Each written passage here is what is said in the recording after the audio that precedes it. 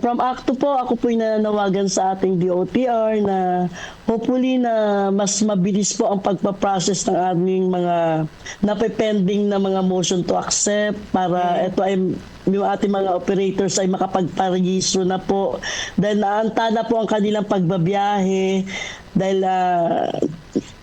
sinasabi nila na di-deny or what.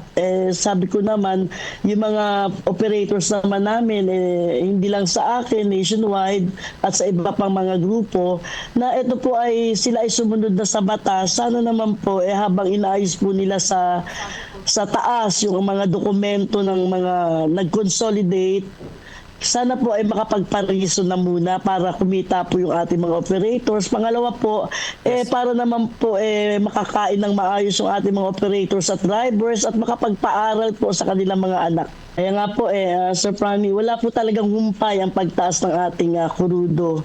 Pangalawa, sa pagtaas ng mga bilihin, sa ating mga para sa pagkainan, talaga pong halos na nagtitipid na po lahat ng mga operators at drivers natin at hindi man natin tanungin or sabihin, talaga pong ramdam po namin yung paghihirap namin.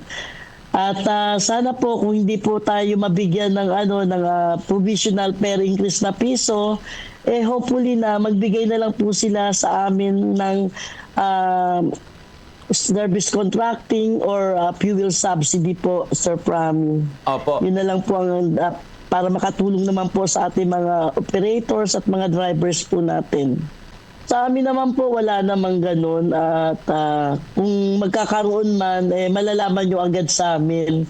Kami naman, lahat naman ng kahilingan namin sa DOTR hanggang sa LTO, LTFRB, ganun din po sa ating OTC, maayos naman po at kapag kami naman ay humihingi, natutulungan naman po nila kami. Lahat ng aming kahilingan. Yun nga lang po, Sir Prami, yung motion to accept dahil mga nahuling nag-consolidate mga nakaraang taon, yun po yung hindi pa nabibigyan ng parang katuparan na maging sila ma-accept sila doon sa motion na in-apply nila, motion to accept, na sana po makapag-register na po sila dahil yun lang naman po ang problema. Pangalawa, yung aming mga PA sana mailabas po agad-agad, lalo na po sa ngayon po nagda-dropping substitution na po paunti-unti yung mga operators natin, yung mga cooperatives at korporasyon.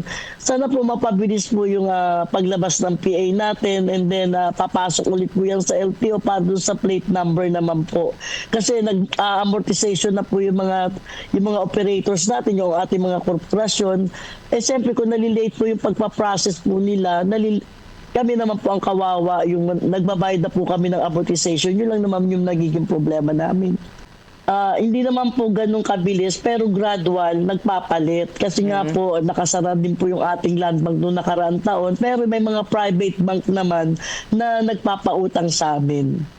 So far, wala naman. Sa amin naman, wala naman akong na babalitaan na hindi nakakapagbayad. Nakakapagbayad naman sila, although struggle nga talaga, mahirap dahil nga minsan dahil sa dami ng koloro, Master Prami, talagang yun yung kumbaga doon kami nauungusan, kumbaga nakukunan kami ng mga pasahero.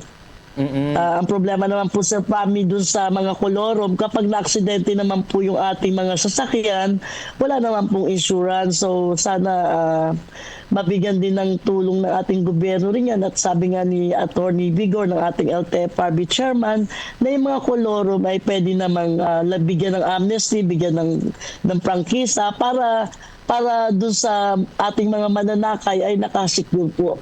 Yun po yan.